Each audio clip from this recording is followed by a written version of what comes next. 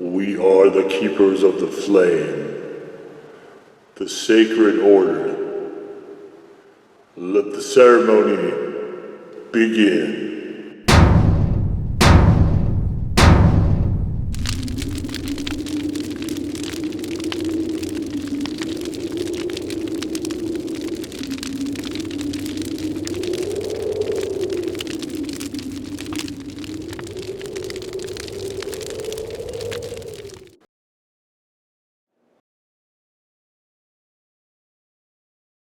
And today, faithful acolytes, we take a look at this. And as we can see there with the eyes of Alice Cooper, this isn't this is not a great label. So it works if there's sauce. You can kind of see it there, but if there's sauce in there, it reads a little bit better, but I think they should have probably outlined these letters in black or run a thread of black through the center of the letters, something like that, to differentiate a little bit. Because you can see down here, well, once the sauce is gone, it's really, really illegible. And we have this rubbish trying to put in lyrics from the song. This is really actually kind of frustrating to me that they chose this approach. I think this is not a smart way of doing this. It's just too cutesy for its own good, I think. And so in the written review, I talked a lot about John Hard from Kajan's kind of going through and devising a lot of this. Now I've seen it retconned elsewhere that Alice Cooper and his personal chef from the restaurant that doesn't exist anymore pulled this hot sauce out, and I think it actually did start off as a Kajan's vanity sauce, kind of like the Bumblefoot, which I'll probably get to someday, but kind of like those sauces where they're or the Zach Wild ones where they're kind of sort of brought in so you can put their name on the bottle. And that's about the extent of it, which I still think is what's going on here. But Alice Cooper has a brand, of course, and the concerts, well, it's pandemic and everything. But even that, it's not like he was playing huge venues. So why not add to your portfolio? I mean, he's got a golf course and restaurants and everything else. I mean, a hot sauce line, I guess, isn't too far out of there, but it just, it kind of confuses things, I think. And, that's the odd thing, too. I don't know that Alice Cooper is a huge draw for a line of any kind of food, let alone condiments. I honestly, if I were him, I think I would consider rebranding more towards like an Elvira type thing where you're just really, really tied into the spooky stuff, and that's what you are doing. And he's flirted with it a lot over his career, but he's also gotten away from it a lot as well. So this one, the mildest sauce, it's one of the older songs, but this is actually from an album that he didn't have his regular band. This was one of the albums that he had done after the regular Alice Cooper band was done. Like this was the album either right after that or the second one after that. But he had Dick Wagner and he had a few of the Lou Reed alum on this record, which is definitely a departure sonically from the other one. Which is not a great segue, but let's get into the ingredients. Anyway, so we have Serrano pepper mash, we have apple cider vinegar, we have lime juice, we have chili powder, we have roasted garlic, we have cumin, and we have xanthan gum. So the majority of what we're seeing here, I would imagine, is the Serrano mash, what these particulates here are. As I mentioned in the written review as well, green sauces for me tend to have a very strong tendency to go sour, like overly sour, not enjoyably sour, and that is certainly a very distinctive mark of this sauce, and you can see we're not quite about halfway through the bottle. This is the last hurrah for this, and I'm not keeping the bottle to collect it or anything like that. It's not.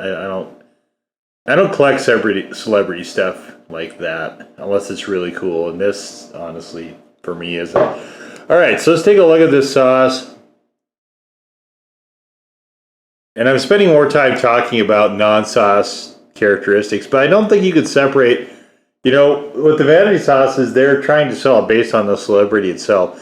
And I don't think you could separate them. I think that's by choice. I have not tried. I did mention there's another in the Cajon's lineup that this sauce is probably heavily borrowed from. And you can read that in the written review down below. I did not get a bottle of that to try to do them side by side. Nor am I going to, because if I'm actually correct, that's way too much for me to try to endure here. But you can see it is this sort of very runny pea greenish soup. It actually, I can smell the sourness from here. So we have mash, which has vinegar. Then we have more vinegar, and it's a tamer one. It's not as biting a one with apple cider vinegar. A vinegar which is not one of my favorites, and I'm actually not sure why people actually ever use that vinegar. I think it's because of the supposed marketing with health benefits and stuff like that. I'm sure that's why, because it's the really disgusting tasting vinegar. But anyway, and then of course there's lime juice on top of that, so you have a lot of reinforcement of the astringency type thing with nothing really to cut it down. But here we can see it's a, you know, sort of a green brownish color, I guess, is where I'd put this at. Little bits of flecks of pepper and stuff like that in there. But okay, let's get to this part.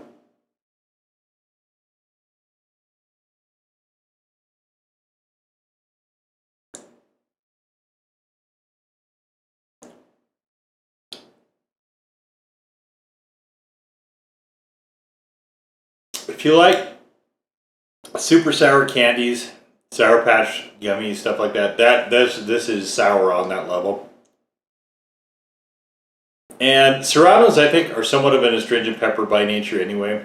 That, to me, is kind of the mark where you start to see peppers drift away from having a fuller, richer flavor. And they start to move more towards heat. Serranos, they really are kind of their own unique thing, though, in that they're not particularly hot. This is a little sparky, but it's not, you know, there's no flames broiling or anything like that. But it is a fairly astringent pepper, and I've had those pods numerous times. Usually I cut them into rich food, actually, because you'll have that sort of effect doing that. So I'll put them in omelets and things like that, but this one is very sour. There's a pretty definite saltiness to this as well. So you have kind of sour and salt. Cumin and chili powder. I mean, garlic. Garlic is there a little bit more than the other two, but it's just kind of vaguely there. It's supposed to, I think, give the impression of, you know, kind of sort of southwesterny Mexican style sauce. I think is what this is meant to be, but the problem with this is that it is so overwhelmingly sour, like it is very powerfully sour. And you get some of the flavor of Serrano. It's just, I wish there was a lot more of it there than there actually is. Sour is by far the dominant thing, followed by salty. And it makes it somewhat complicated to use this sauce because it doesn't work well with a lot of other things. So I decided that the thing to do was to try to strip everything down completely. So this is just, it's an unflavored pulled pork, refried's right there, and got some chaz, of course. So we're just gonna have, I'm just gonna try to go for a bean and pork sort of effect burrito here, basically. See how that shakes things out. So this is not spraying particularly well. Probably should have tried to mash a little bit more, but oh well. All right. So we'll throw this down. Hopefully this will try. I'm really trying hard to make these pretty for these videos, and my tendency is definitely to overstep them. Okay, so let's sauce it here. Like I said, I'm not going to be afraid to use plenty of it here because this bottle is not staying with me after this video. You know what would have been really kind of interesting here? If instead of apple cider vinegar, they would have used apple juice. Something like that. Some actual apple flavoring to this would have been really pretty nice. Let's just use a little bit more. Make sure we're getting it. But unflavored meat, ugh, man, that's so sour. Unflavored meat is definitely where I thought this had a somewhat of a fighting chance anyway. Let's just try it by itself right here.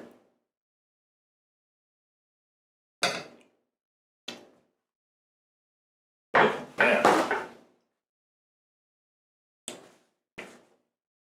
I have seen other ingredient listings to this, but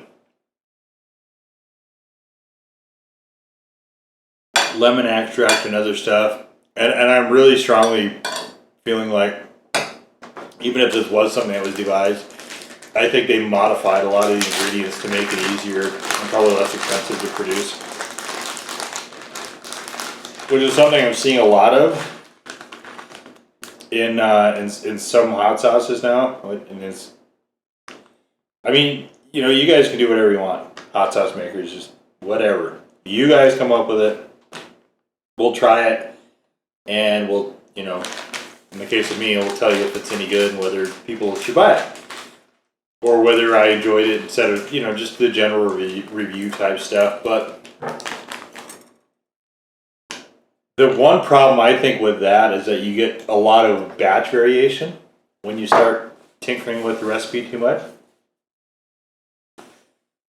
You know, it's like using onion powder, which I can tolerate in small enough doses, but then changing that to something like onion juice or actual onions, in which case that sauce becomes inedible for me at that level.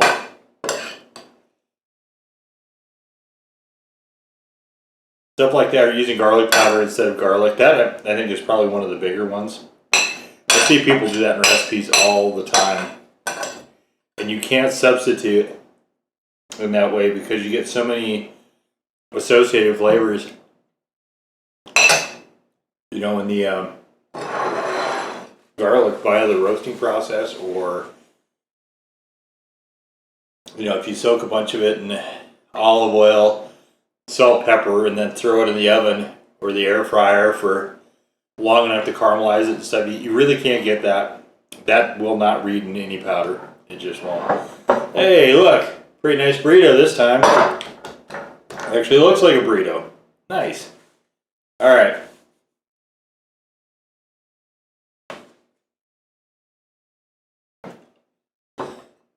Give it a second here to take its form.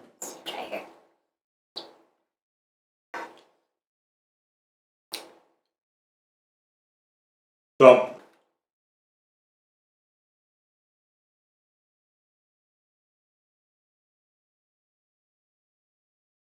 when we get a good ratio here of the beans and the cheese to kind of temper that sauce, it's not bad. I honestly wish I had something else though.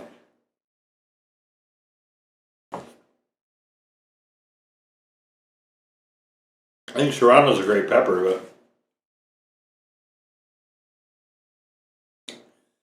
I don't think over amplifying its astringency, which this kind of does, is the move here.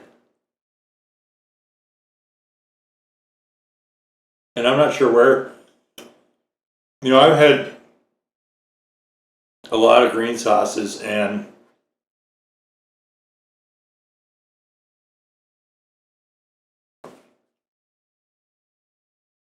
I feel like you need to cook down the tomatillos, the lime,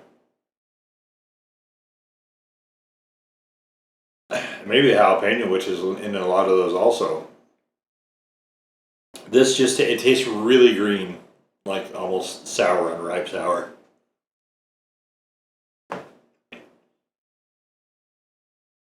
So I can't really say it's a good sauce. In fact, I'll say it's not a good sauce because it isn't.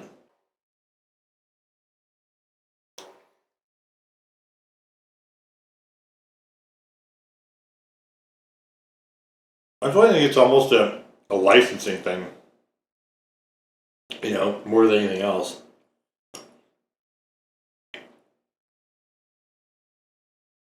They can't.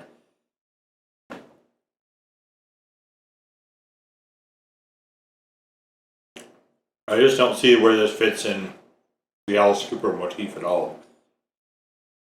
Now there's another level. There's no more Mr. Nice Guy.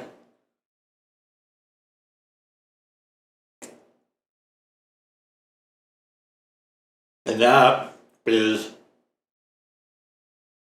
a habanero sauce.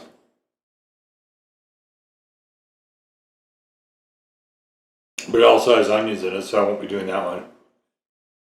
And then there's a Reaper sauce as well. And I don't know if they're all kind of angling at the Southwest vibe. I mean, Cooper lives in Scottsdale and everything.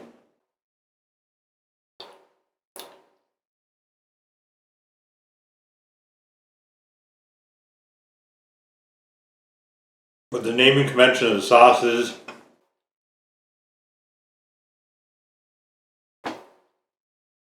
naming your hottest one poison, I guess, is a move.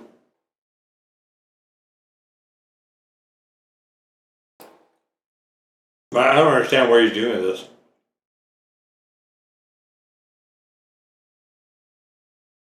You could have had a Alice Cooper Goes to Hell sauce. You could have had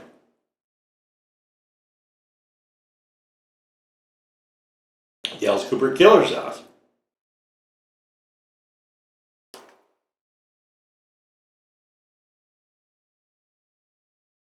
I don't understand if they're picking it based on popularity or what. It just doesn't really make any sense at all to me.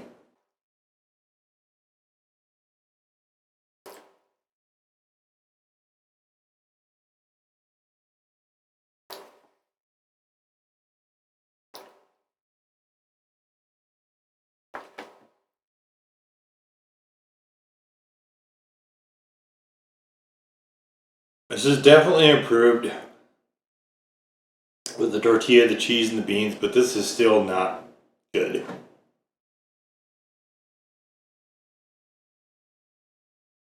It's just less bad. I mean, this sauce, you know, whatever else, there's maybe an ounce left. Out of a 5-ounce bottle, the sauce can't say I tried. I tried this on a lot of stuff to try to make it work.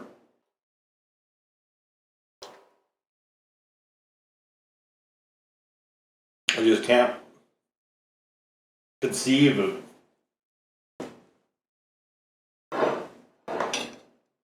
Cooper himself tasting this and going, oh yeah, that's what I want my name on.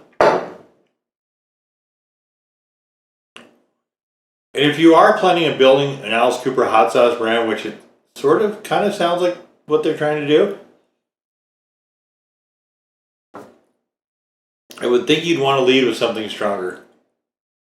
Unless you're relying on your name to sell it. And at this time and this client, I don't think the name Alice Cooper is doing that. I don't think it's selling hot sauce. It's not selling records. I don't think it's selling hot sauce. So, yeah, this is just kind of a stem to stern misfire as far as I'm concerned. I mean, it happens. Even, you know, even some legends in the hot sauce. Just goes to show you that anybody can make a bad sauce, I guess. And that's why we celebrate, or try to as much as I can, the great ones. But anyway, there you have it. Alice Cooper, welcome to my nightmare hot sauce. Now go forth in peace to serve the flame.